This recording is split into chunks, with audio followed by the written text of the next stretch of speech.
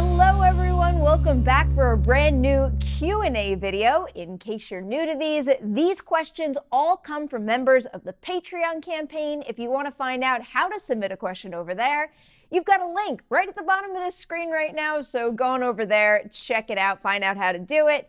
Now though, we got to jump into these questions because I've got 5 of them today and they're pretty good ones. So first up, we've got a question from Evan, and Evan wants to know, I was watching a podcast called Painkiller Already with their guest Adam Johnston from the YouTube channel Your Movie Sucks, and they had an interesting question. So it's not original, but I think it's a fun one. Who is a stranger you met once but still think about sometimes or can recall? For instance, I remember an Uber driver who I was talking about life with, and though I forgot the specifics of the conversation, I remember him saying, "Remember, life is a fight," in a cool and I think Italian accent.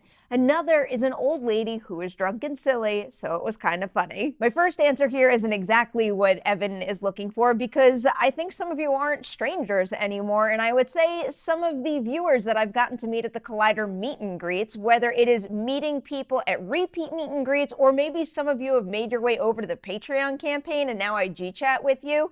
It's just really nice to have met some of you for the very first time in person and now to have gotten to know you a little bit. So I'm putting everybody that falls in that category on my list. The next thing on my list here is, you guys know that I fly pretty often, and I specifically fly from LA to New York all the time. So one time, I sit in my seat, there's 2 seats next to me that are open, and this couple sits next to me, and they're having a fight. And the entire way to New York, it was super awkward. They made a little bit of a scene, and then we all got there safe and sound. They got off the flight.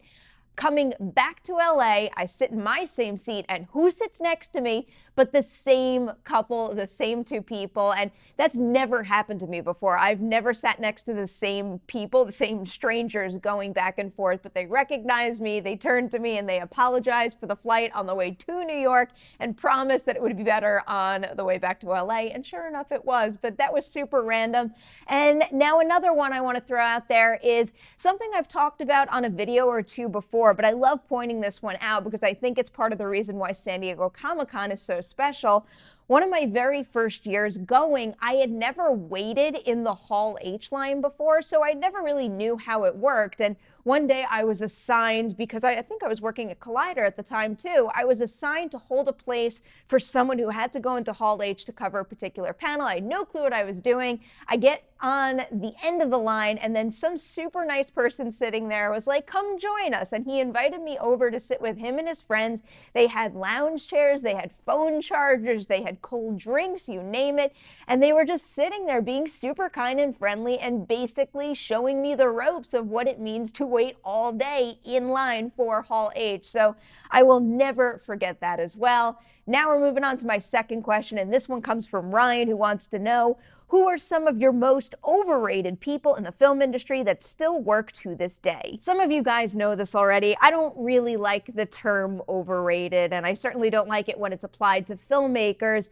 I understand why it would happen. Let's say someone out there, whether you're talking about an actor, director, you name it, they have a really, really good movie and then they follow it up with maybe a couple of not so good movies. I understand why someone would look at them and say, "Oh, you're overrated." But the thing is, just because that individual had a few not so great movies, it doesn't mean their talent is gone. You could definitely turn all of that around in a heartbeat. But just to point out an example of one person who did that for me as a director, it's Leigh Whannell. I was rooting for him so hardcore when it came to his feature directorial debut, Insidious 3, and it turns out I didn't really like that movie, and I was such a fan of his writing, and I also loved when he popped up in films like other movies in the Insidious franchise as well. So I walked out of Insidious 3 just so disappointed. I thought maybe I had pumped myself up way too much for his work as a director, and then you know what happens? A little while later,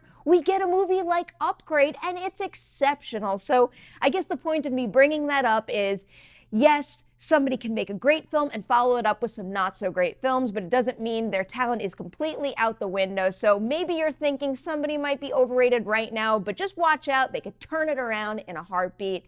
Next up, question number 3 is from Kavi. Kavi is asking, who are the most underrated actors and actresses working in film today. I was so excited when these two questions came in so I could pair them back to back because I love talking about underrated filmmakers, and in this case, I'm going to kick off my list with someone who might sound a little familiar because I just referenced him in a review that I posted, and it's Escape Room's Logan Miller. Like I said in that review, I look at him as a performer who gives himself 100% to every single role, every single movie he's in, and I think that makes him a true standout in the large majority of his projects. I think that's the case with Escape Room. You could also look at Scout's Guide to the Zombie Apocalypse. That's a lot of fun, and there's an underrated movie for you, actually. I think that's a great thing to watch at home with a couple of friends, maybe a beer in hand. It's a good time.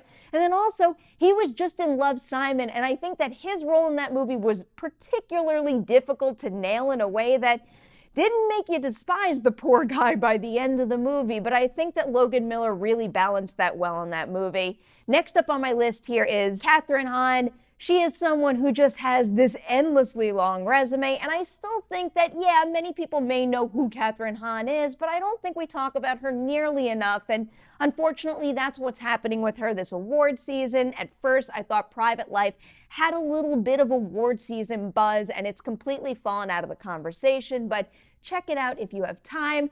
Another person I need to name drop that you guys know I love is Doug Jones. It does feel like Doug Jones is becoming more and more of a household name, especially with the success of Shape of Water. But even when we talk about Shape of Water, I don't really think he was in the spotlight nearly as much as everybody else, and maybe it's because he's wearing all the makeup and prosthetics all the time, but he is just such a wonderful, talented person, and also probably one of the kindest people I've ever met working on this side of the business. So I really just appreciate him as a person in this business and also his work as well. Another person I wanted to shout out right now is Michael Zegan, because I am obsessed with The Marvelous Mrs. Maisel, and of course, Rachel Brosnahan is getting all the love. She just won another Golden Globe, and she is fantastic in the show and deserves every ounce of praise she gets. But I think in particular season 2, Michael Zegan was great in season 1, but in season 2, he really knocked it out of the park and brought his character to a whole nother level, and he is not talked about nearly as much as his co-stars. So I wanted to give him a little love also because he's on my brain recently because I was randomly watching Adventureland the other night and I forgot that he was in it. So Michael Zegan as well. That is my list for that question. Now we are moving on to a question from Caleb, who asks, do you always have to connect with someone or something to like a movie? My answer to this one is no, not at all. And it is really nice when you see someone on screen that you can connect to, you can relate to what they're going through. That could be a really powerful experience, but it can also be a really powerful experience to see someone that you can't connect to at all, but maybe seeing their experience could reveal new truths about yourself. And also, one of my favorite things about movies overall is just how they could put you in somebody else's shoes. I mean, sometimes, depending on what you're exposed to on a day-to-day basis, there's a certain person going through a certain something out there that you know nothing about. And that's what movies can bring to you. They can bring new lessons, new experiences, new understandings, and that right there is one of my favorite parts of big screen storytelling and small screen as well, really all formats for that matter.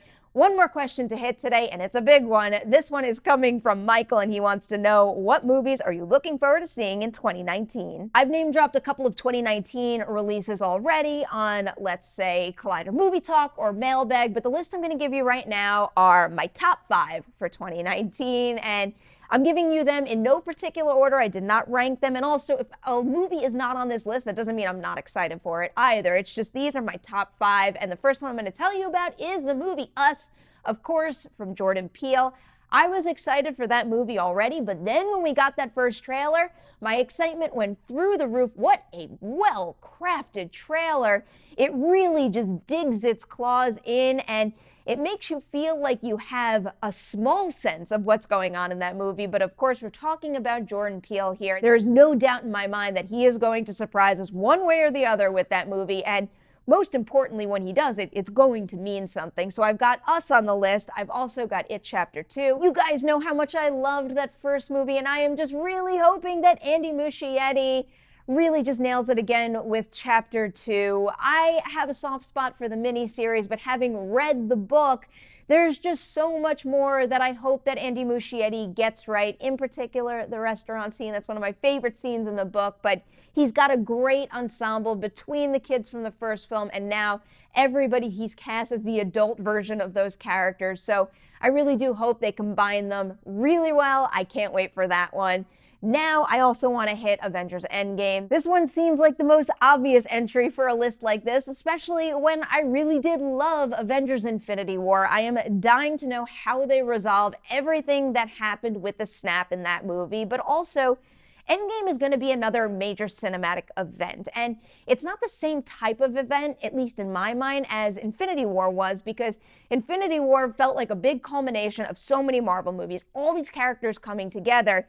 Yes, that is going to come into play to a degree in Endgame, but in my mind, Endgame is almost more about passing the torch to the next phase of Marvel movies. We're no doubt going to say goodbye to a number of Marvel mainstays, and this movie is basically going to set the tone for everything that's going to come after it, and that's a pretty big deal for Disney and Marvel, so fingers crossed for that one. Another one I've got high hopes for is the new Joker movie with Joaquin Phoenix. All you really got to say is Joaquin Phoenix playing the Joker, and I am already sold. But then we got that incredible makeup test where it wasn't even an official clip or trailer, but it still gave me chills. And then on top of that, I'm just really excited for this new branch of DC films that Warner Brothers is working on. There is just so much creative potential when you limit the budget and you could do different things. And I think that if this movie is a big hit, that's going to blow the doors wide open to them having all of this creative possibility at their feet. So